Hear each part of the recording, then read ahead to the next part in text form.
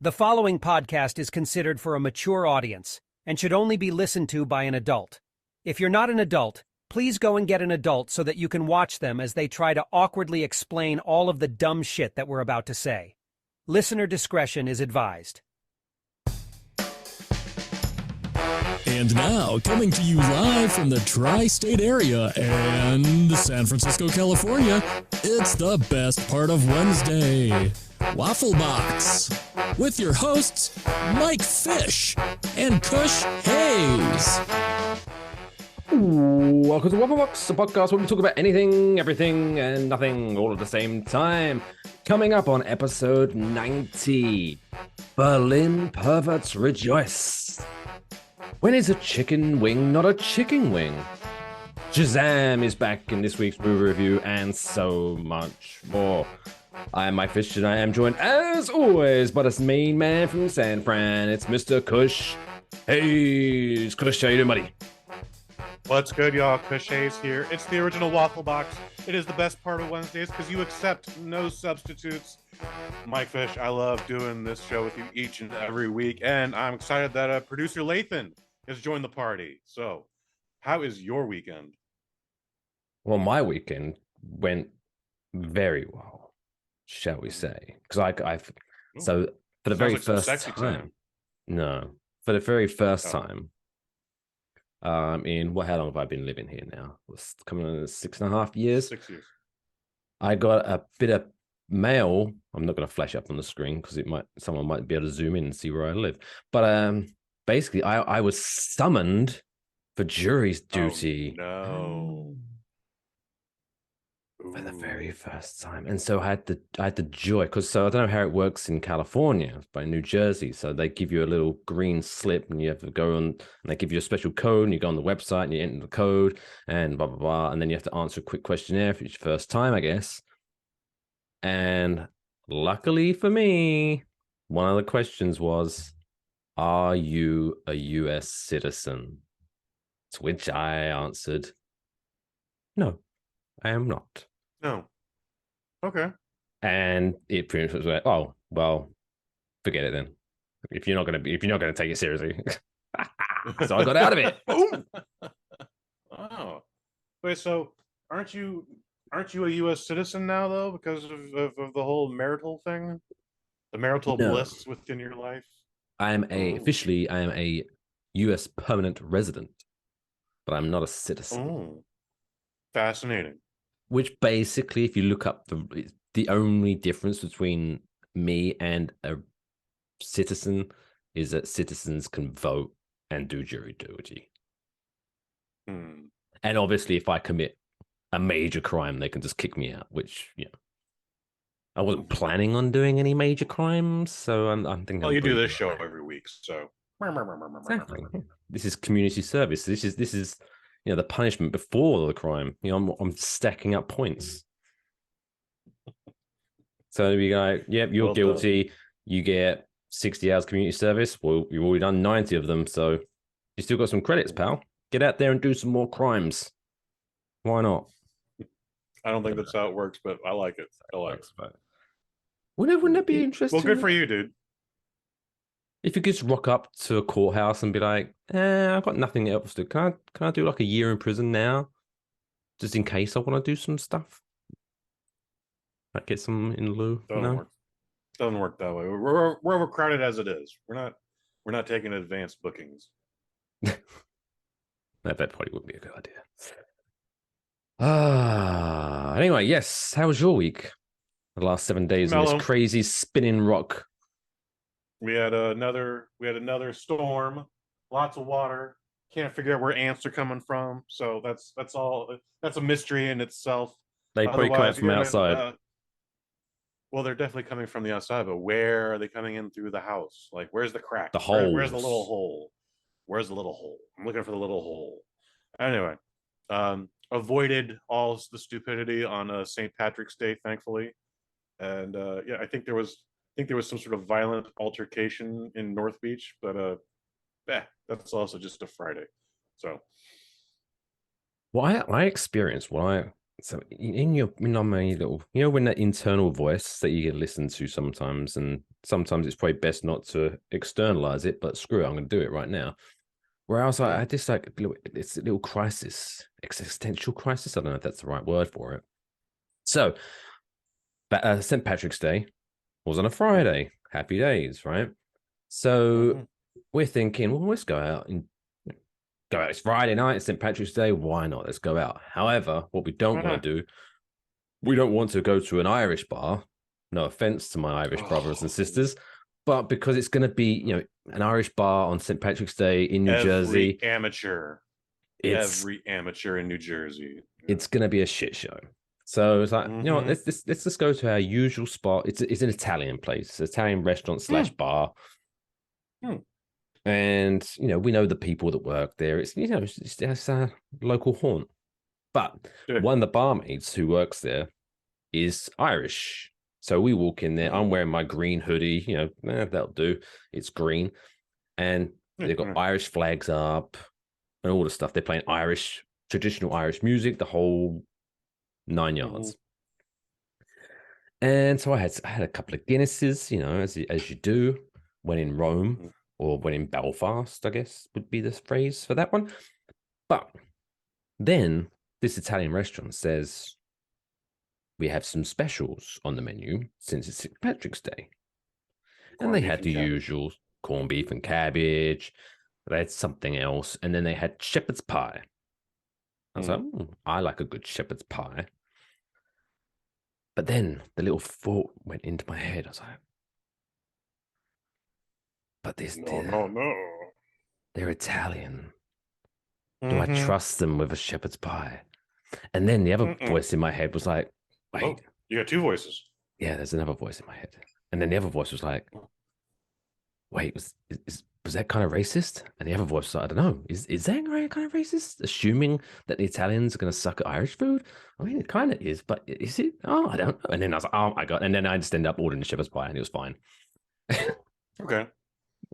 To be fair, I would argue that most Irish people suck at Irish food too. Oh, wait to take the fleck off me. Thanks, buddy. Appreciate it. Yeah, not exactly known for the culinary artistry. But they make a mean stout and mean whiskey. Give me that credit. Well, that's a meal in itself, isn't it? Get your calories in. Get your calories in. Anyway, producer Lathan, how about yourself? Any update? I know you had some issues last week. Any updates on that one? After what happened last week, I've installed locks on all of my doors. That way Snuffles can't interrupt Daddy's happy time. Not a bad idea. It's not a bad idea. Snuffles. I mean, also, aren't we a little young to be addressing ourselves as Daddy? Well, no, you get a little fur baby. I refer to my little dog as my daughter. She's my baby. Okay, I guess. Yeah, all right, sure. And I mean, when it comes to that kind of, who hasn't referred to themselves as daddy at some point? You know what I mean? I had to get into my mid-40s before I'm like, all right, you can call me Daddy. I guess. Anyway. Evening, fellas. Do you want to hear a riddle? Oh, Lathan. I don't know. He's getting cocky now. He's getting brave. Do we want to hear? Do we want to hear a riddle from Lathan? Do we? I'm afraid a little marionette's gonna ride out on a tricycle if he does that. But all right, throwing caution to the wind. Lathan, what is the riddle? Okay, go for it. What's black and white but red all over? No, this one's pretty. Penguin falling down the stairs. Oh, I was gonna go. I thought he was maybe gonna go easy on this. Was black and white and red all over? It's a newspaper, right? So I'm going for a newspaper, and you're going for a penguin. Or none. Go on, Lathan. What's black and white and red all over? Is it a newspaper? Nope, a dead zebra. Oh God. Yes, well, thank you very much for that, Lathan. Why did we give him a microphone? Producer Lathan, everybody. Well, he does need to communicate with us. He has to let us know when, like all of a sudden I just start speaking Portuguese when I should be speaking English. Like it happens. Like the Syrup Squad will vouch for this. Like, Mios Dios. Is that, I don't know, is that the Spanish? I don't know. that's Spanish-ish. Yeah. Sí. ¿Cómo está? Anyway, that's enough of that shenanigans. Shall we get into tonight's news stories? Let's do it. Hit it, Lathan. It's now time for this week's top stories. First top I don't know story. what that beat is, but I like it. I know, it's funky, right? It feels like it's bouncy. It feels like I'm in an elevator, but the elevator's on its way to a party. I'm like, once these doors open, shit's about to go down. Fuck yeah. Speaking of things going down, we travel to Berlin, Germany. If there are people that know how to party, it's Berliners, apparently. But so this is where perverts in Berlin are going to be. Ears are peaking up, right? So the decision was recently made after a complaint was put in for basically, how do we put this? Not equal rights. What's the best way of putting it? How do inequality. Inequality. Jesus, there we go.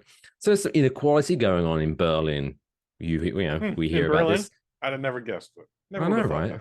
But luckily, this inequality has been swatted away like an annoying mosquito. Okay. So now, in the city of Berlin, at public swimming pools, the ladies, just like their male counterparts, are now to go swimming no top on. Topless swimming is now allowed in Berlin. Now, all of a sudden, there's going to be a bunch of overweight single guys in Berlin going, what? Actually, do you know what? I could do with a little exercise. Maybe I could do a couple of laps. And they're going to be whoosh, straight to that swimming pool. You know it's going to happen. Those jerk-offs are going to just get their phones ready, and they're just going to be going. I forget what marathon it is. I want to say it's out in your neck of the woods, but out in like New York area. But anyway, it's a free the nipple protest or something. Anyway, women are saying we should be allowed to walk around topless and not be charged with indecent exposure. And they're not wrong. But guess what? When they did their little demonstration, topless, it wasn't Reuters and the Associated Press covering them. It was half a dozen middle-aged perverts just going, oh yeah, this I've been waiting forever for this. This is my dream. Yeah, free speech. I support you and your nipple. I don't know why they're speaking like that in New York, but because they're gross. So you're telling me that I can get my daily exercise and see boobs at the same time? I'm in. Yeah, I thought you would be. Well said, Nathan. Damn it, Lathan. But there's going to be that one. Nathan? Lathan. Yeah. Did you say why isn't your name Wait, why isn't his name Nathan? Because I keep calling him Nathan now. Oh, I don't know. His name is Lathan. Blame his parents. Blame his pushy parents. Could be called whatever he wants. But there's going to be one, or because obviously this is a choice now. If you are a woman and you go to the public swimming pools in Berlin, you have the choice to go topless, right? Mm-hmm. So there's going to be at least one, and I'm being very generous by saying at least one. One guy who's going to be at the public swimming pools. And the moment he sees a woman there with a bikini top on, he's going to feel like he needs to do his public service and be like, hey, I'm only in a German accent, hey, you don't have to wear that, right? You could take that up if you want. Yeah. Have you ever been to a nude beach, Mike No, Fish? I haven't. Pisces. I can tell you from experience, they are very disappointing. Why is that? Is it just mainly overweight men with tiny penises? It's definitely mainly men, but it is also, even when it's not men, it is still people you never want to see naked. Like inside your mind, you think of like a Maxim magazine or whatever your favorite porn URL is, with all the proper bodies and just everything's tight and fit and smooth as wax. No, everything is wrinkly and saggy, and whether it's their balls or their boobs hangs below their knees, and it is not. No, it's only disappointment will come for this, but it on paper this sounds amazing, but only the only people who want to be naked are the naked people you don't want to see, and that is a fact. That makes sense. Mm-hmm. But yeah, I not because I'd like to think that I'm not a quote unquote pervert. I'd like to think that. I think I'm a nice guy, right? However, I'm sure you you have know, your thing, your one or two things, but no, I would say you're not a perv either. but you know how it works. You know, when you have a penis, sometimes the little fella has a mind of its own, and I'm just worried That has a mind of its own. It's like if ever I go looks around to like yeah, like up Periscope. Let's take a look around here. Let's go over there. I think it's just. I think that is just a one. If you see a pretty lady that wakes up the general, then you know what? Natural reaction. It's just part of the game, dude. It happens. I wouldn't be ashamed of it. That's when you're like, oh, so I think my back needs a lot of work, and you just bury it into the sand. No, go away. You're embarrassing, daddy. There we go. Never daddy. But yeah, that would mortify me. So I'm just gonna stay clear of those places. Probably for the best. Probably for the best. But on to some other things that are happening. Talking about exposed meat. That was a very loose segue. Buffalo Wild Wings. They're finding themselves in a little bit of trouble because so you remember a couple of weeks ago we spoke about Lady Gaga was being sued by the person who stole her dogs because she didn't get the reward for returning the dogs from the thief, even though she was the thief. Then you're like, what the fuck? So almost on that similar, no buffaloes were stolen or anything like that. But this is one of the dumbest lawsuits I've ever heard. So a guy named Ayman Halim, I do apologize if I'm butchering your name. He is Sounds suing, like a good Midwestern American. good old American boy. He is suing the restaurant chain Buffalo Wild Wings for, quote, false and deceptive marketing after claiming that their boneless wings are actually just chicken nuggets. Dun, dun, dun. It gets better. No. So he has filed this lawsuit at the District Court of Illinois, said he purchased the quote-unquote wings at a restaurant in Mount Prospect, Illinois in January. He added he was under the impression that he was buying deboned wings because of the description on the menu. Right, so far, it makes sense. Okay, yes, if you think boneless wings are just, boneless wings, it's a fair statement to make. So far, I'm on your side, man. However, his lawsuit states, unbeknownst to the plaintiff and other consumers, the products are not wings at all, but instead slices of chicken breast meat deep fried like wings. Oh my God. Are they in dinosaur shapes too? Because that would be just real perfect if they were dinosaur shaped chicken. Real talk though, I used to love them for lunch when I was a wee baby boy. When you were 8. Yeah. Now we're talking. So we're talking to the lawyer now, I do believe here. So had his plaintiff and other consumers, they keep bringing other consumers as if, like, it seems like one of those situations where they're like, yeah, we're all pissed off. And then like everyone's just sitting around like, whoa, wait, don't Well, don't get us involved. They're No, definitely hoping to make a class action out of this, we're fine. which does nothing for the people, but sure. So had the plaintiff and other consumers known that the products are not actually chicken wings, they would have paid less for them. I don't think you can negotiate at Buffalo Wild Wings, but anyway, live your dream. Or would not have purchased them at all. Therefore, plaintiff and other consumers, they're really hammering that home. Ready? Get this, ready? Mm-hmm. So the plaintiff and other consumers apparently have suffered injury, in fact, as a result of the defendant's deceptive practices. So I want to just shift back about 7 or 8 syllables there. So for whatever reason, and I'm sure it's at every wing joint, boneless wings are for some reason like 50 cents more expensive than boned wings, which is weird because you're getting more.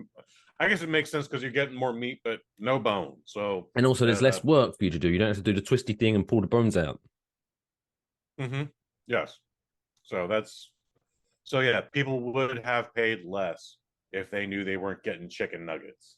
However, grow up, dude. It's B-dub-dub. Like it's Buffalo Wild Wings. It's not the fucking Four Seasons.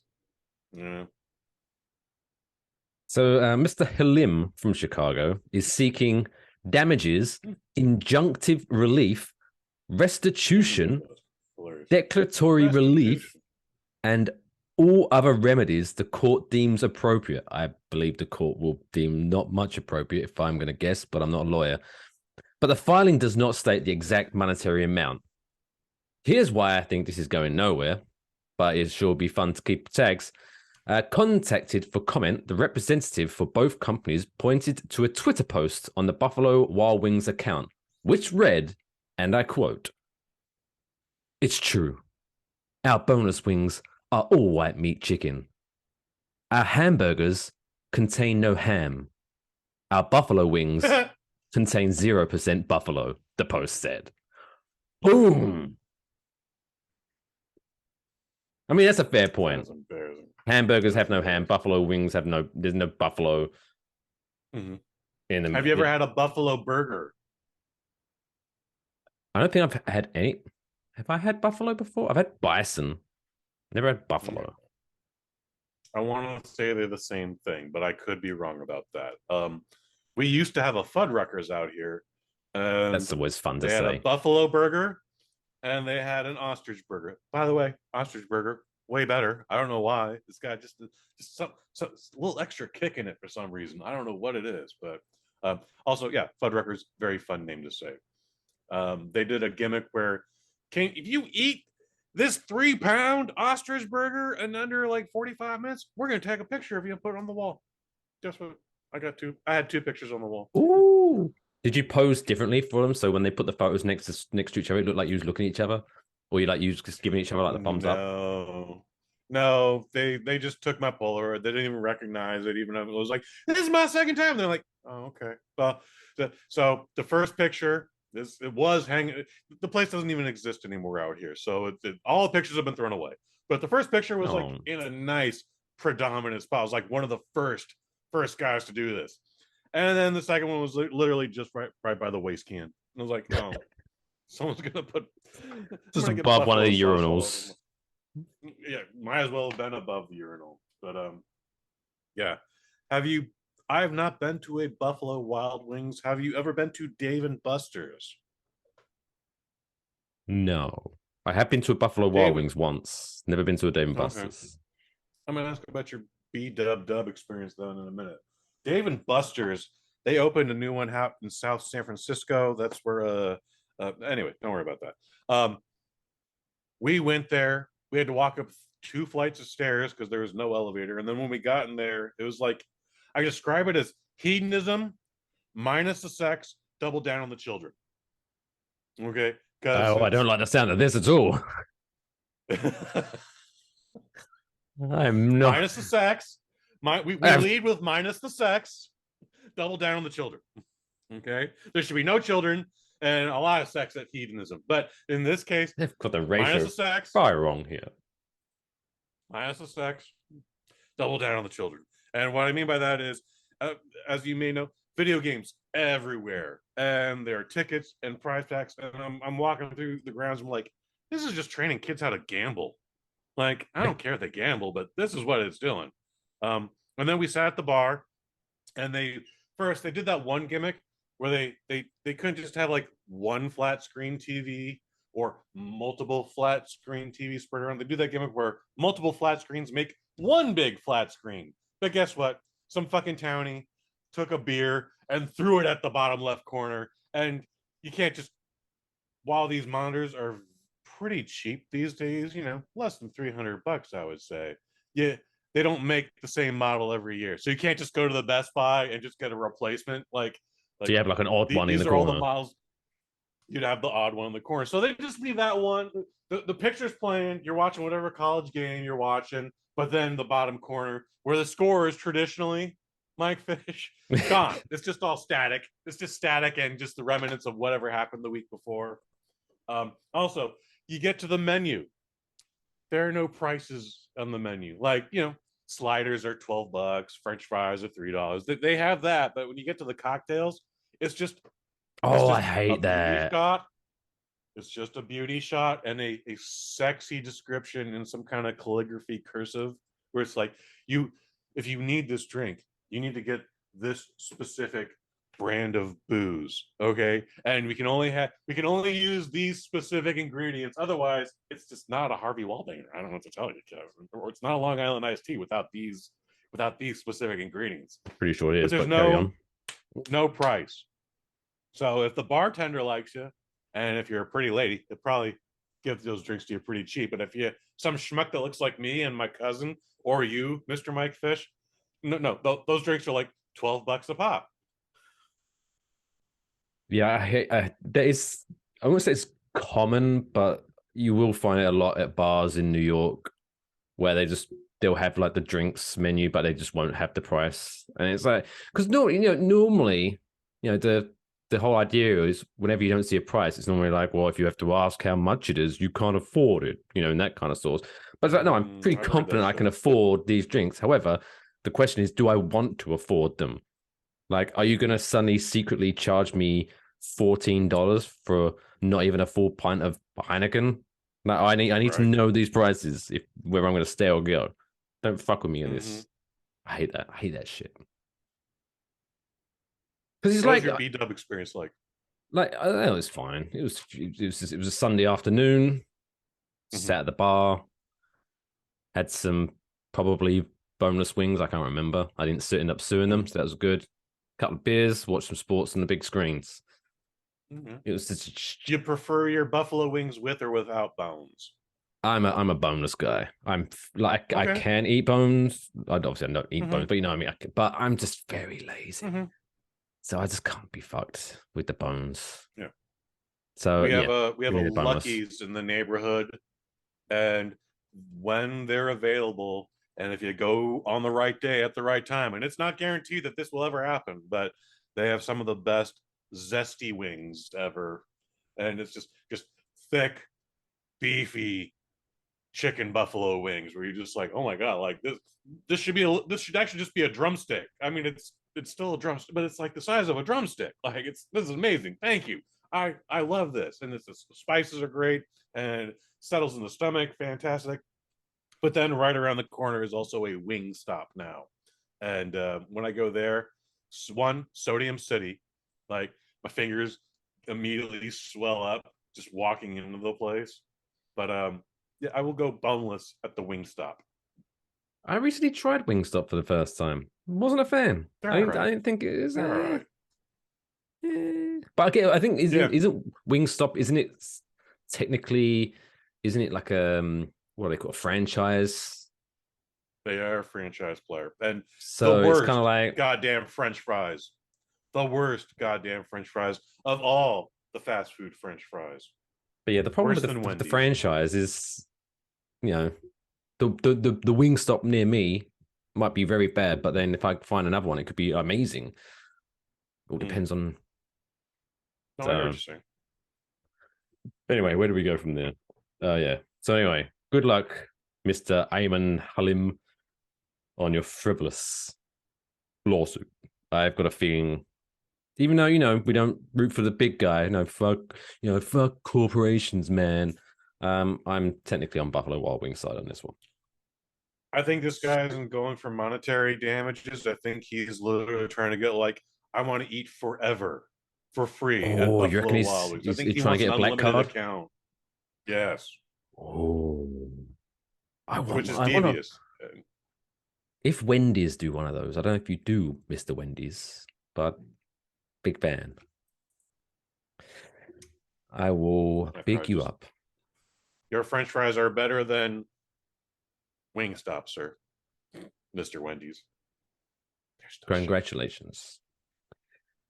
Anyway, let's talk about some people who are actually doing something with their lives, unlike Mr. Halim, who's a chancer. But this guy is actually achieving things. He's got a certificate to prove he's doing these things. It's now time for this week's Dumb World Record of the Week.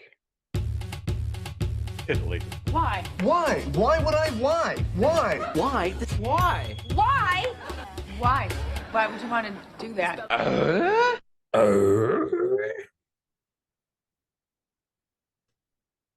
We go to California for this week's Dumb World Record. Now, this man has broken 2 world records, but he has used his record-breaking thing to then break a 2nd world record. Wow, what a guy. So, I wonder what David Rush thinks about this. Feel free to come on the show. Anyway, Nick Stobel of Salinas in California. Any idea where Salinas, California is, Mr. California man? Central California. It's south of here, but it's in between San Francisco and Los Angeles. There you go. Geography help. So yeah, Nick Stobel of Salinas, current holder of the Guinness World Record for the world's longest tongue. Oh, yeah, I remember that. I think we covered that, right? No, I think we sidetracked one and we ended up talking about the guy with the world's longest penis. I don't think we ever went with tongue. We got to get these two together then. Ooh. That would be some freaky shit. Matchmaker, make me a drink.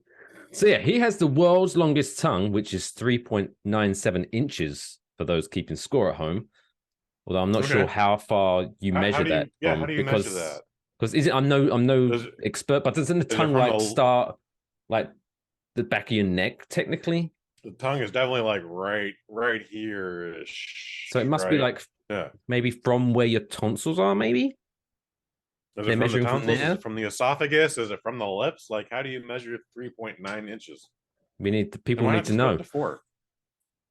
So he has broke the world record with his biggest tongue. The world record for fastest time to remove 5 Jenga blocks with your tongue. That's a record.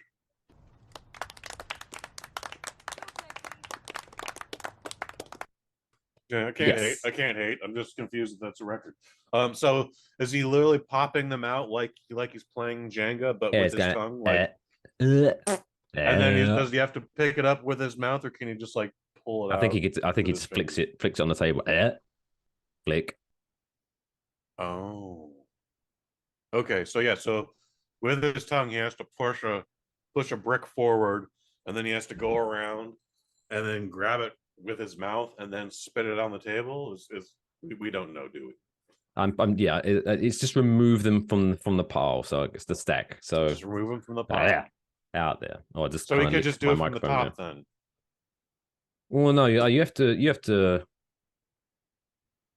the rules. So you can't go to the top level. You have to at least the 2nd level down. He has to start with. Mm-hmm. But do you reckon? So because normally whenever I play Jenga, I know we go for the middle. This normally is a safer bet, the middle block. But imagine with his like poking it with Must be hard. So I mean, your face is grinding on the table. Yeah, it's dangerous. Or whatever surface it is. If so, you have to definitely go at minimum from the middle. You know. All right. Well, good for him. So yeah, he removed 5 Jenga blocks from the stack in 55.526 seconds with his big old 4-inch tongue. If he wasn't popular with the ladies before this, he should be now, but probably still not. If only he could breathe through his ears, he'd be extremely popular with the ladies. Yeah, there you go.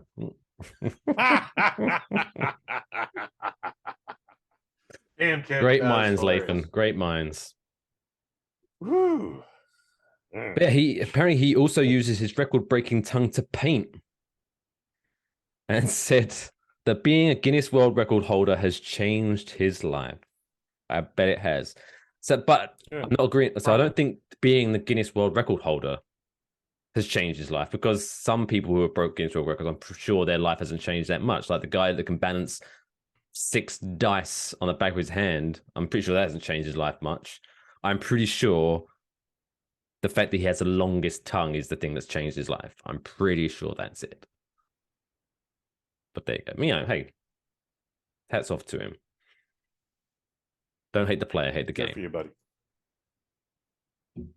True words. True What words. else could he do with his tongue? Anyway, still to come on episode 90 of Waffle Box. We have this trapdoor where we've reached the letter W for winning. Kush is going to be reviewing Shazam, Fury of the Gods. And we've got so much more still to come. We'll be right back, though, after this short commercial break. Stick around.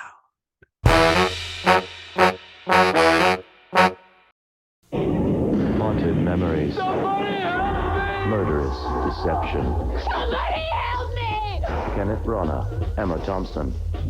Dead Again, Thursday at 9 on Sci-Fi. On the next Sliders. We're overdue for a lucky break. Maybe the Comacs are good guys on this world. Sliders, part of Sci-Fi Prime, Friday night at 9. This is sci-fi.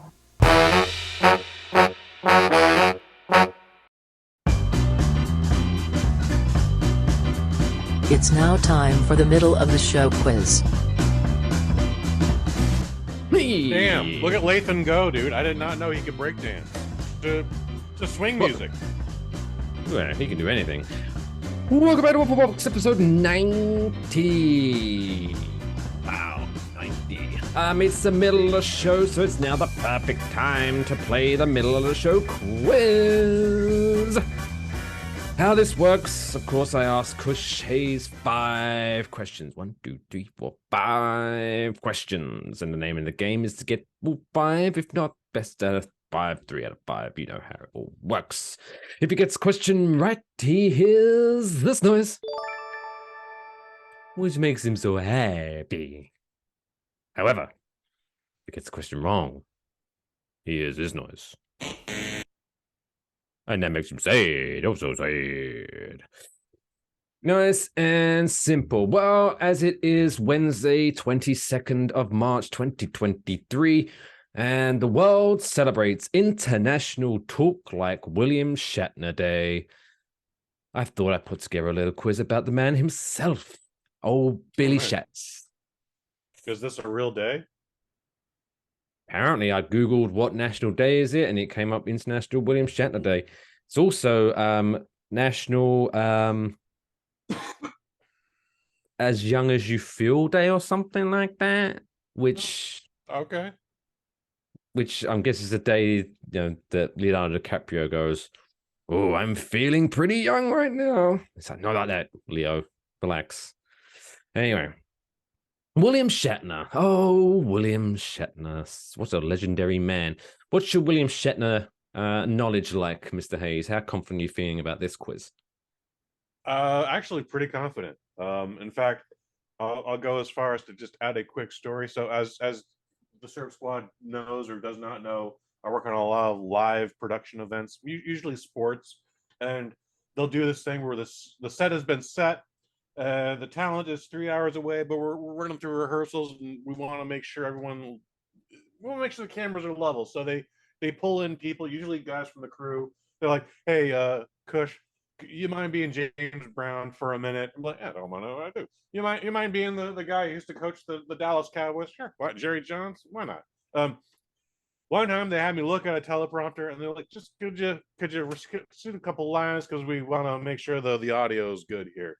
And I start talking. Welcome to Thursday Night Football, where the Oakland Raiders are facing the Kansas City Chiefs. And as I'm saying, I'm like, why the fuck do I sound like Bill Shatner? It's because I'm reading it line by line on the teleprompter, and then later in interviews he would go on to reveal like, yeah, I sound like that because I'm reading it off the cue card, and that's how it was presented to me. It's not a full cohesive sentence. It's Spock. Do you have any idea what we could do with this information? It's a lot of choppy pauses for no reason, but well, there's the reason. Behind the Actors Guild or whatever. What was that show called? Yeah, I know what you're talking about. Yeah. Yeah, behind the actors curtain, whatever. Anyway, inside the actor studio. There we go. I'll give you a bonus point for that. Question number 1. Oh yeah. Nice and easy, nice and easy. Which country on this spherical ball that we call Earth does William Shatner call home? Or I guess his birthplace. Canada. There we go. I don't know. His birthplace is Canada. Oh, Canada, you gave us Bill Shatner. I think that's how the national anthem goes. Ooh. Question number 2. How many times, and this is a real deep cut to be fair, but fun fact, how many times has William Shatner been married? Oh, like 5 times.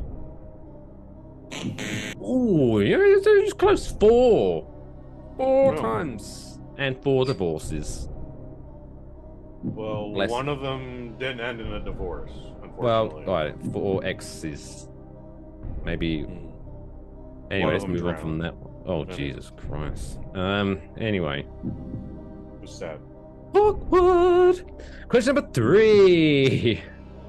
Between 1982 and 1986, William Shatner played the title role in which TV show? T.J. Hooker. Ooh. The actual question I had on my sheet was which police show, TV show. I thought that'd be way too easy. Way too easy. T.J. Hooker. So it's 2-1, 2-1. Question number 5. No, question number 4. Question number 4. William Shatner starred as the Big Giant Head in which American sitcom?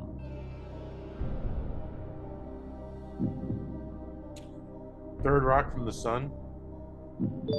Ooh, I almost had you there, but congratulations. What a great show that was. What a great show. Well, let's just complete it anyway.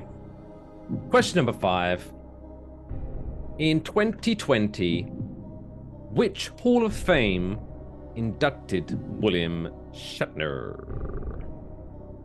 Oh God, is it the WWE Hall of Fame? It was WWE Hall of Fame. 4 out of 1. You win. Nicely. Don't forget, you gave me a bonus point, so it's 5-1. Correct, Amundo. Did you see? Speaking of the WWE Hall of Fame, did you see? Who is being inducted this year? So I know Rey Mysterio Jr.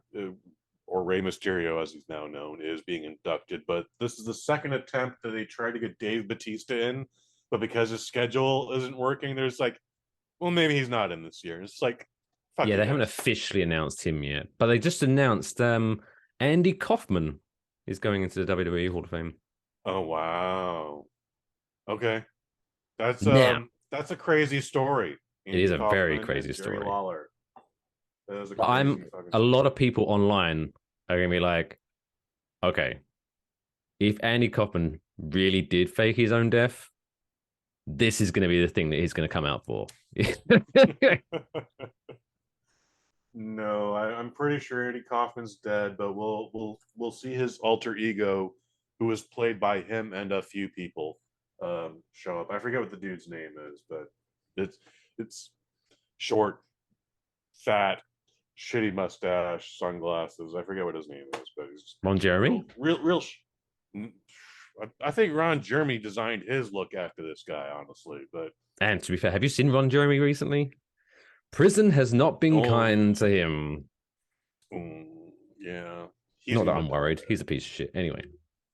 But yeah, my one hope is that I don't think it's going to happen. But my hope would be when they induct Andy Kaufman into WWE Hall of Fame, Jim Carrey comes out in full character. Not impossible. That would be great. Not impossible. But I remember that's actually a pretty smart bet. But I could be wrong, but I do remember. Maybe I'm wrong though. But in my brain, I have the memory of didn't he have like a lot of issues because he took that character very seriously, and didn't he like say he had like Jim a lot of Carrey? trouble coming out of that and things like that? Yeah, he found it Jim hard Carrey to did that bullshit where he stayed in character the entire recording. Weeks and months. He just like Danny DeVito, who actually worked with Andy Kaufman, was also booked on this movie. He's like, this is the craziest fucking thing I've ever seen. Like, that's Danny DeVito saying that, by the way. So yeah, that is a very smart guess, Mike Fish. Jim Carrey could come out as Andy Kaufman and accept this award because he has ties with WWE too, doesn't he? Does he? Jim Carrey? I don't know. Andy Kaufman doesn't, other than Jerry Lawler. So otherwise, probably the King will just probably accept the award for him. I was thinking, like, because I know he's had his health issues again recently, so I don't know if he's what he's going to be like really? come WrestleMania. But if all being well, if he was able to, you'd have thought he would be the guy to induct him. So I don't know who would accept it, but yeah, it's going to be interesting. I'm sure Jerry Lawler can work up the strength to make an induction speech. Like, Andy Kaufman was crazy, guys. This guy, yeah, Andy Kaufman was the ultimate troll before trolling was a thing. Like the intergender wrestling champion. The intergender wrestling champion. Yeah. That was, in hindsight, that shit is funny, but there's a lot of stuff where Andy Kaufman is just not a funny guy, and you're just like, now you're just harassing people. Alter ego. Tony Clifton is his alter character. Yes. Tony Clifton was played by a few different gentlemen. Had to have been the way they did it. So I would not be surprised if Tony Clifton or Jerry Lawler accepted the award, or Jim Carrey as any of those characters. Jim Carrey coming out as Jerry Lawler. That'd be also amazing. Fingers crossed. But I mean, there's a great story from Jerry Lawler about Jim Carrey. Because obviously Jerry Lawler was he was in is it Man on the Moon? It was Man on the Moon, wasn't it? Man on the Moon, as himself, recreating the scene.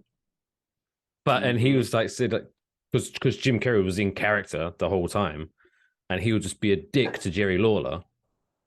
And Jerry Lawler had to keep like, no, dude, me and Andy were actually friends. We was tricking everyone else into telling them that we hate each other. But we actually got along. So if you're actually trying to be him, you're supposed to be being nice to me. What the fuck? You're an idiot. He didn't like Jim Carrey. That's all. There's that documentary on Netflix, which you've asked about a couple times, and I don't know what the name is. But yeah, like they actually have footage of that where, God bless Jerry Lawler, dude. He's just like trying to be the ultimate professional. Like he's just being harassed at work ultimately. But he is trying to just remain professional and calm, and he understands Jim Carrey is an actor and a comedian and probably crazy. And so but finally at one point it's like he grabs him by the throat. It's like, don't you understand? I could literally hurt you right now. If you keep this up, I'm going to hurt you. I mean, how long ago was that? That movie was what, 20 plus years ago? want to say 1996, but I could Yes, be, I mean might Jerry be Law off by a year. was no spring chicken by then, but he would definitely be able to murder Jim Carrey if he wanted to. I would still say modern day Jerry Lawler, today's Jerry Lawler, March 23rd, 2023, Jerry Lawler could hurt Jim Carrey right now. Modern day Jim Carrey or young Jim Carrey even. So anyways, we're getting off on a side track here, but okay, Jerry Lawler, Andy Kaufman in the Hall of Fame. That's interesting. Will be interesting. But speaking of celebrities, there's just no offense, celebrities, but there's too many of you, and this world is overpopulated.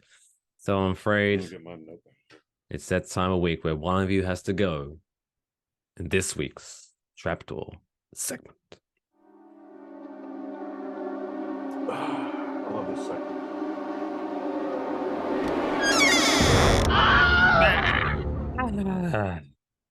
Trapdoor segment. I feel like God during this segment, but I feel like a God. All the power. By the way, as you might be able to see if you're watching the video version, it needs to be regulated. If you're watching the video version, you might notice that suddenly me and Kush have suddenly got our little hoodies on. I don't know why it got so cold in Waffle Box Studios, but I took my hoodie off, but that's fine. It is still cold. You won't be able to see the video but my little hood has it's furry on the inside, so it's nice. No, I can see it. But I don't want to zip it up because then you won't be able to see my sweet Winnie the Pooh t-shirt, baby. Okay. I'm not mad at that either. Repping the Pooh Man.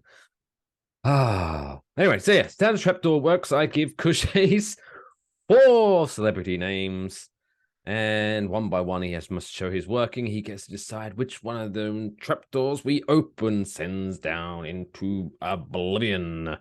We are slowly coming to the end of the alphabet line, and we have stopped for a quick toilet break at the letter W. This week's W's are Will Ferrell, Willem Dafoe, Willie Nelson, and just to continue the trend, and since it's his special day, William Shatner. So we have Will Ferrell, Willem Dafoe, Willie Nelson, and William Shatner. Those are the 4 contestants, all nervously standing over their trapdoors. Kush Hayes, what's your thoughts? Damn, Mike Fish, you make these hard every week, man. Like there are times where I don't even know if the coin of fate can help me in this one. The coin of fate that we've relied on a few times. Unless you have a 4-sided coin. I will not drop William Shatner down the trapdoor because, one, his portrayal of Captain Kirk is on my Mount Rushmore of fictitious father figures I have. That also include Superman, Arthur Fonzarelli, and John Shaft. And William Shatner, definitely, the way he went around, I'm sure he is the father to many. There's many blue and green aliens running around the universe. Hollywood was a hell of a time back then. Yeah, how many illegitimate Shatners do you think are out there? We'll get into that later. How many episodes of Star Trek were there? About 70? I think I want to say under 90. Like it only went 3 years. It did. Yeah, I remember when I was looking up doing the research for the quiz. There's more episodes of TJ Hooker than there are of Star Trek. I know that for a fact. Fascinating. So yeah, so he was TJ Hooker more than he was Captain Kirk. Fun fact. I don't know if that's true anymore, but okay. Anyways, well, because he did the movies, but I'm almost certain there was more individual portrayals of TJ Hooker than Captain Kirk. But anyway, we digress. Okay.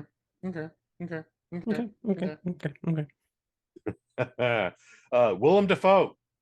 Willem Dafoe has a specific rumor out there, but one, he's a fantastic actor. I don't think anyone's going to dispute that. Is there a thing that you hate Willem Dafoe in? The answer is no, Mike Fish. But just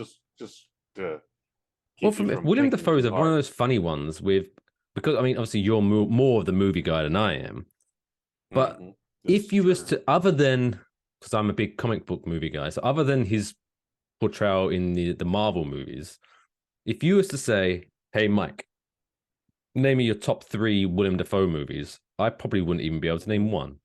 However, that's fair. Every movie he's in, he's very good. He is very good at this.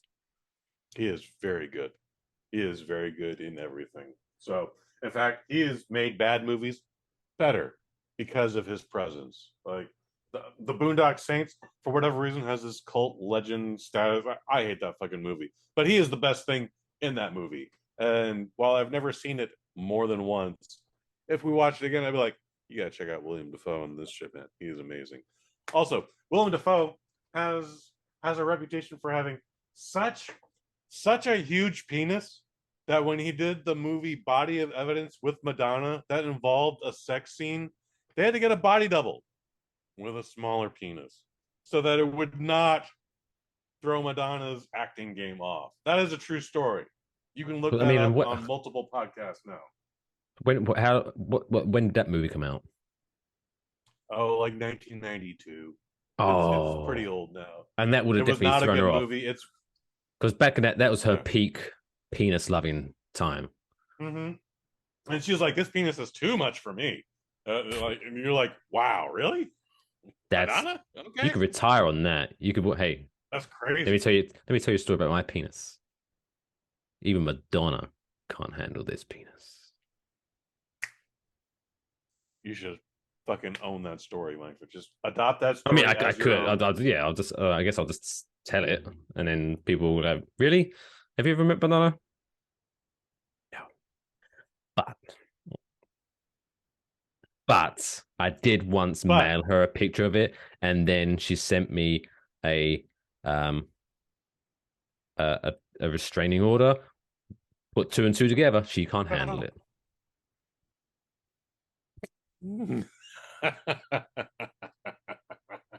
Says I can't get within 50 feet of her, still can poke her.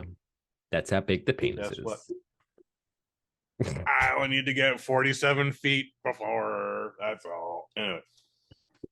Anyway, that's next, enough about Will my Ferrell. fictitious funny man, Will penis. Ferrell.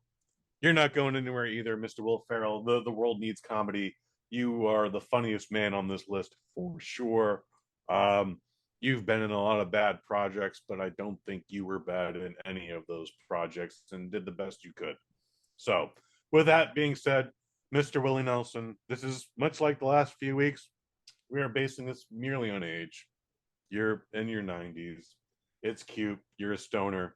I would love to smoke weed with Willie Nelson. That's going to be a hell of a story for me to tell. Not just my grandchildren, but my illegitimate grandchildren as well. So, unfortunately, it's an age thing at this point. So, 90-year-old Willie Nelson, thank you for your service. You will not be forgotten. Plus, also, you're like 95 years old. Knock off. Why have you got pigtails still? Knock it off. It's obnoxious. I mean, he doesn't cut his hair. Like, he needs to keep them in pigtails. Unfortunately, I don't know a Willie Nelson song, and as a fellow redhead, maybe that's my crime to bear. But the needs of the many outweigh the needs of the few, and Willie Nelson, we need you to do your duty and kick that trap door. Duty. Anyway, we're chugging on episode 90 of Waffle Box. It's now time because some movies have come out.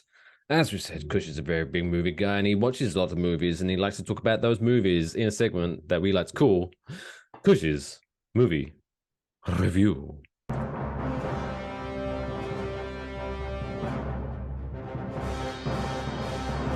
Kush's Movie Review. Oh, in a world where people are walking around the grocery store or sitting in a bar and they're listening to the music and then they're like, oh my God, I love this song, but what is it? I want to put this in my playlist. Only one man can help them. He has the strength of 1,000 men and the music knowledge of 1,000,000. It's Shazam. Is that the same guy? Is that what this is? Shazam. No. It's an interesting cross mix you made there. That was an interesting mix you made. I appreciate it. Yeah. Thanks. So Shazam! Fury of the Shazam! Gods. That was the coin of fate dropping. Oh my god. Shazam 2, Fury of the Gods. It's this is the second Shazam movie, as we just noted. It is PG-13. It is 2 hours and 10 minutes, which 10 minutes too long. I normally don't like. It's you know what? This movie could have been shorter, but I actually don't have a complaint about its run length. However, I'm going to say this, directed by David F. Sandberg. He is responsible for some of the Annabelle films. He also did a movie called Lights Out, which is why everyone knows him. He did the previous Shazam movie. Did you see the last Shazam movie? I did. I actually enjoyed it. I thought it was pretty good. Fun little family movie, fun superhero movie. It's we get a lot of comparisons to the 90s, but yeah, if this was the 90s, this movie would have fucking crushed it, dude. Like, they're equal parts horror, action, adventure, super heroics, of course, comedy. There's some romance, like there's tragedy. Like, Shazam Fury of the Gods seems to deliver a lot, and we might have to thank the writers Henry Gayden, who I'm not familiar with, but also Chris Morgan, who is responsible for the Fast and Furious franchise. Ooh, indeed. David F. Sandberg, like I said, directed this, and this is Shazam.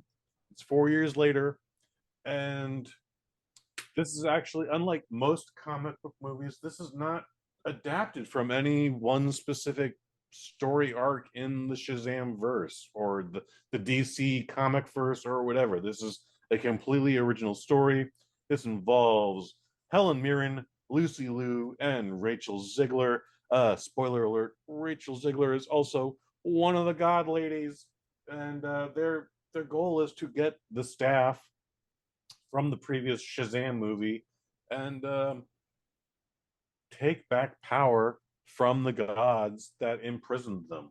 It gets into a whole thing, but Zach Levi is the star. Like I said, Helen Mirren, Lucy Liu, Rachel Ziegler, Jaimun Hunsen, who apparently needs better representation in Hollywood, and I'm talking about his management, because he came out and said, like, yeah, I don't make shit on any of these movies I do, and like, you need a better agent, sir. You're a fantastic actor.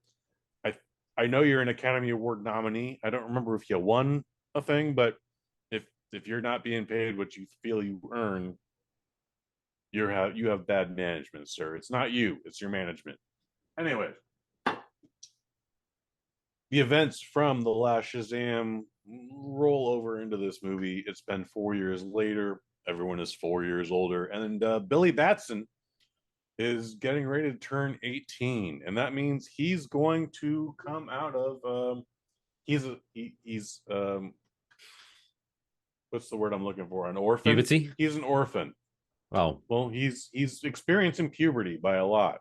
But yeah, he's been an orphan. He lives in a group home, and unlike most movies where like the home is just there to take the paycheck and the foster parents are a bunch of shitty people, some of the best foster parents you've ever seen. Like, you want these people to succeed. Their only interest is taking care of these children. There are 6 of them, by the way. This foster family is in charge of 6 people, including Mr. Shazam. And we get a conflict where Mary, the oldest and the prettiest, is she's now 19. She should be in college. She has to take on a full-time job so that she can still live with her family. But now she has to contribute to bills and rent and all that ill shit. And she would rather just be going to college, but she can't. And now we have to focus on Billy Batson is 3 to 4 months away from experiencing that. And he is still acting like a child with superpowers. And these aren't the best superheroes in the game, Mike Fish. They are apparently the only ones in the DC universe in a real city. We have Gotham, We have Metropolis. I think the Green Lantern is from Coastal City, but Shazam is actually from Philadelphia, Pennsylvania. It's actually one of the few DC movies where. Did that? Who said that? I don't know who said that. That was wild. Like I heard that in my ear. Like Lathan, was that you? Ooh, Lathan being very quiet. Being very quiet, Lathan. Yeah, he's been suspicious now. So, anyways, I don't want to get too deep into this review here, but I had a great time of the existing DCEU, aka the Snyderverse, which we still have 2 more movies left, The Flash and Aquaman 2, and then we get a whole new DC cinematic series. The James Gunniverse. This is the best one. The James Gunniverse, which we probably just coined on this one. TM, Mike Fish. This is the best of the DCEU films, of the Snyderverse. While this is, Zack Snyder's movies are dark and gritty and grounded. And this is still in that universe, but everything is bright colors and children are involved and we're having a great time and wonderment and adventure. And again, there's some horror elements because of David F. Sandberg, and this is the best one. I think the Shazam actually, pound for pound, is the best hero in the Snyderverse right now. So, having said that, I'm giving this in theory, I should probably give this a 3 out of 5, but I'm giving this a low 4 out of 5. Like, I really, really enjoyed this. Again, I think it's the best movie in this series of films. We still have 2 more. My opinion might change, but it might not also. Like, it has a lot of fun, but there are stakes involved. Yes, there's the stereotypical, now we have to fight evil. Like one group of good has to fight one group of evil, but we don't even. It's barely noticeable compared to Black Adam. This is much better than Black Adam. This was actually supposed to come out before Black Adam, and shit gets shuffled around, and maybe they regret that now. Maybe they don't, because again, the shit's getting rebooted. This made no money. It was the #1 movie of the weekend, and it made no money. So how does that work? There will, well, the movie cost $100 million and it only brought in like 30 million. Oh, I'm sure. Give it time. Give it time. Everything is based on this opening weekend. Like there are some people that just snail crawl to the finish line. We never hear about those. If you don't make that shit back by double the first weekend, it's a bust. So again, folks, go out of your way to see Shazam Fury of the Gods. This is a perfect family film. It's a perfect superhero film. It is fun. It is not dour. It still has real life consequences, and it's a real city, which is probably the worst bullet point, but still I really enjoyed Shazam Part 2. So I'm going to assume, since this was originally supposed to come out before Black Adam, obviously there's no mention of Black Adam. No. We had a post-credit scene in Shazam Part 1 where the 6 Superman goes to the school. Adopted siblings are sitting in their thrones, and they're like, hey, there's 6 of us here, but there's a 7th chair and it's empty. And that was supposed to lead into Shazam. And this was supposed to lead into a Shazam versus Black Adam, probably versus Superman movie. Or triple threat. Definitely not happening. Definitely not happening. No. So, James Gunn, I know you listen. I know you're a subscriber. I know you follow us intently, and you take everything from my advice. I want to see more of the Shazamly. I want to see more of Zach Levi. I want to see more of everybody in this movie. David F. Sandberg, if you want to keep making DC movies, I encourage it. Like, again, 2 for 2. This man made a great series of films. So again, 4 out of 5. It's 2 hours 10 minutes. Could be shorter, but I didn't feel the length. I didn't care. I had a great time the entire time. I mean, we could see more. I saw your eyebrows raise. You didn't feel the length. You didn't feel the length. But because I remember watching that video with James Gunn, because there's going to be kind of like two DC universes going on at the same time, right? Because he's talking about like there's going to be like DC, was it Legacy movies, and then there's going to be DC Universe movies, which are going to have one. So there's always been the TV series, all right. And well, because he's talking about obviously like the Joker movies and things like that, where they're still DC movies, but they're not part of the overall DCU story arc. So it's going to be like there's a Joker Part 2 coming out. Not looking forward to that. Joker Part 1 is not a part of the Snyderverse at all. Yes. Nor will Joker Part 2. So, I think at the beginning of the movies now, I think you're going to see like a distinctive, like sort of like Marvel movie where you get like Marvels that have their dun dun dun dun dun dun dun dun dun. But then if it's not part of that, you just kind of get like a little Marvel. Like you don't get the big dramatic. It's like, oh. DC has their own version of that, where it's just like you see the cartoon versions of the Justice League, and then then there's the entire like all the characters are there. But when Joker came out, it was like DC, just DC. You didn't get the full fanfare.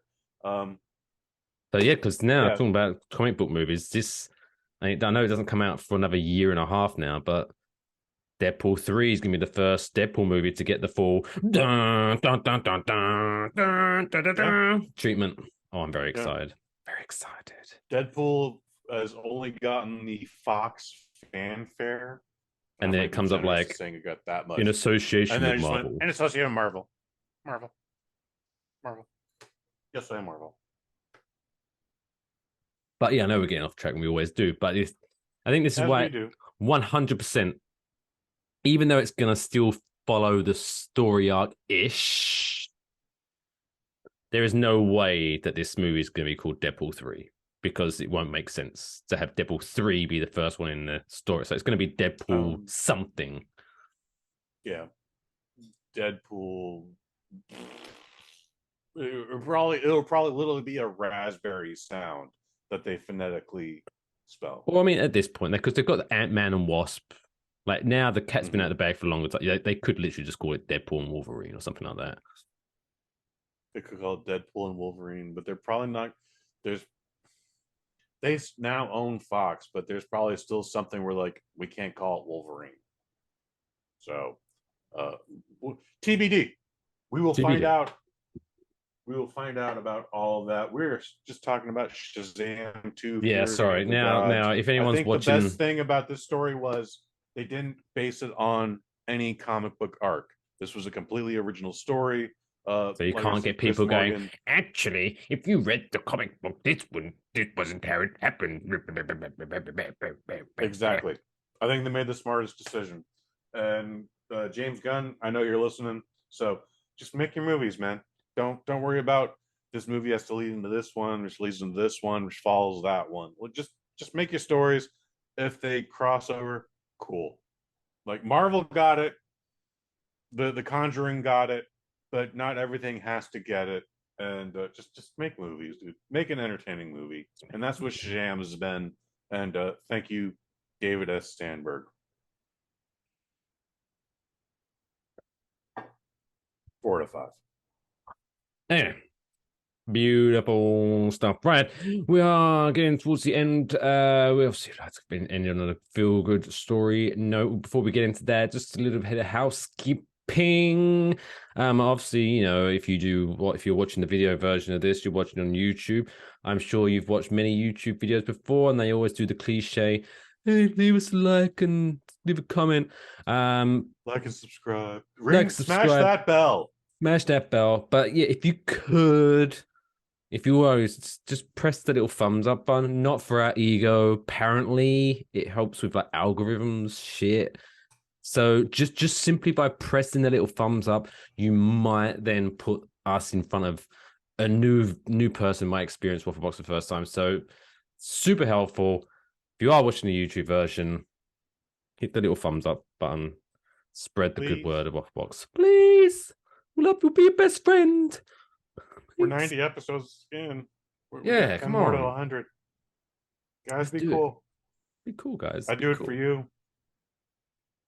I wouldn't, but he would. He's the nice guy. I'm the bad cop. Let's wrap things up. Let's all feel warm and snuggly and fuzzy inside as we end this week's show, as we always do. And this week's feel good story of the week.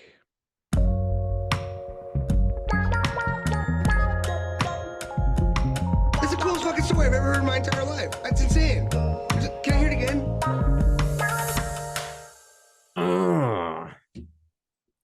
This week's feel good story takes us back to the place where I was out by my mother, England.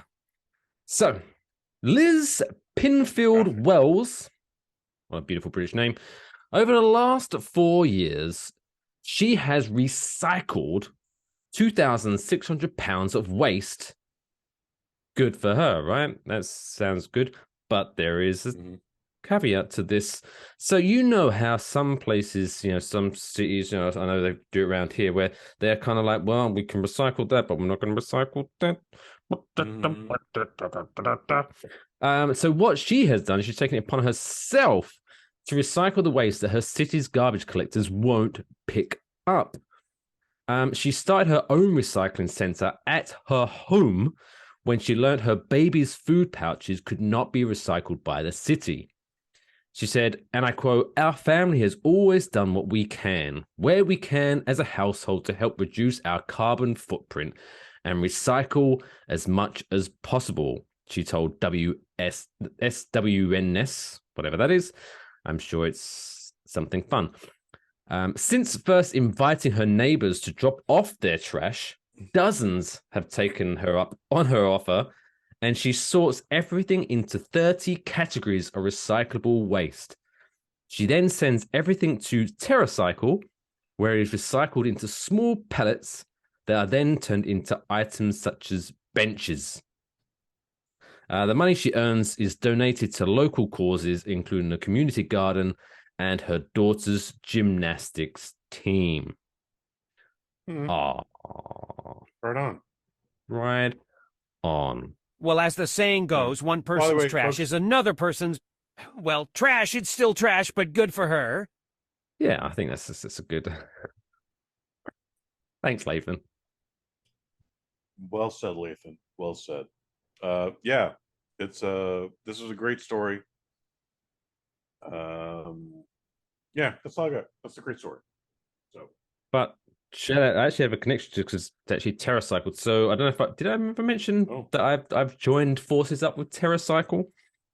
Negative.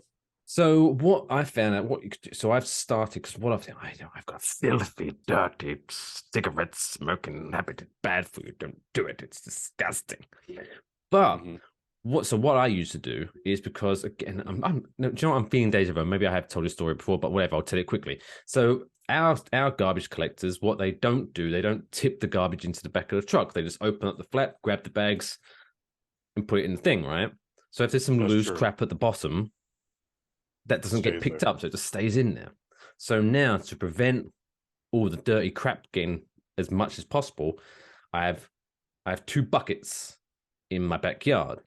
So I have one for like dog poop bags and stuff like that. And so the night before collection day, I just tip all of those into the kitchen waste. So then it's all in one bag and they can just pick it up and throw it away. Happy days. And then in another one, I put all my extinguished cigarettes. So they're now like, and I used to do the same thing. I used to just throw them in the trash can. But then I found out what TerraCycle do, and I'm sure other people do, but whatever, shout out to TerraCycle, is they will discard all the crap from its cigarette and the filter itself. They then melt that down and turn it into these plastic pellets, which they can turn into pallets, benches, and things like that every time. So they give me a pre-postage thing. So I just put all once I've collected enough, I'll pour all my old cigarettes into a Ziploc bag, make sure it's sealed up, put it into a box, put the sticker on that they give me, send it off, and they recycle my old cigarettes. Shut up. Yeah. And they actually send you a check for like it's 70 cents or whatever, but they still send you a check. Oh, I don't for know that. I don't know that. But Oh, okay. I mean, she's making money. I heard that So wrong. maybe. I heard that wrong. No. So Liz says she's making money. She's donating it to charity. So maybe I will get some money from my old cigarettes. Wow. And So as if a I smoker- do, I will donate that money to my local store in exchange for more cigarettes. Yeah, why not? You get at least a pack out of it. You'll get at least a pack out of all those. And I don't know how many cigarette butts you're sending them, but wow. Yeah, dude, so I haven't had a cigarette in 8 years now. I think it's coming up on May 30th. Anyway, that fucking long. Gracias. When I was a smoker, I used to keep my butts in a Snapple bottle. Why a Snapple bottle? Because it was the only glass bottle they were selling at the time. So I didn't have to worry about the thing melting. I didn't have to worry about setting on fire. I'm done with my butt. I throw it in the bottle. It can still smoke. I just seal the lid and leave it in the corner and no problems whatsoever. And that was what I would do. The bottle fills up and then I throw it in the trash. Not the recycling, but the trash. So this is fascinating times we're living in, Mike Fish. Indeed. So if anything, my cigarette smoking is good for the environment in a very roundabout way that I can use to help myself sleep at night. Mm-hmm. There you go. TerraCycle. Shout out to TerraCycle and shout out to Liz Pinfield Wells of Dawley in England for doing her. Yeah. And that does wrap up another episode of Waffle Box, episode 90 in the books, Kush. 90 of them. What a crazy world. Good times. Getting close to that big triple dubs. Kush, I know you produce other podcasts over at bosnet.family. Have you got any new content coming out in the next couple of days? You can already listen to me with Terrell Trotty and Lord Battle himself, Russell Fisher, and we talk about UFF 666 coming out next week. But if you want to listen to next week's episode, Steven Steinbacher and I are talking about the best movies of the last 3 months. Is it Cocaine Bear? Is it Ant-Man? It's definitely not Ant-Man. Is it Shazam 2? You don't know. But that's what's going on the Bosnet.family this week. Microdose. Go ahead, Mike. Wonderful stuff. So yeah, check that out, bosnet.family. If you do want to follow socials, go to @WaffleboxPod on Twitter, Instagram, and Facebook. Enjoy wafflebox.com for all the links. If you are listening to us and you watch the video version, you can do that. Enjoy wafflebox.com. If you watch the video version, you're like, my God, their faces are hurting my eyes. You can just listen to us. Go to enjoywafflebox.com for all the audio links. But it's a good night from me. It's a good night from Kush. Say good night, Lathan. Good night, Lathan. Until next week, take care of yourselves and each other.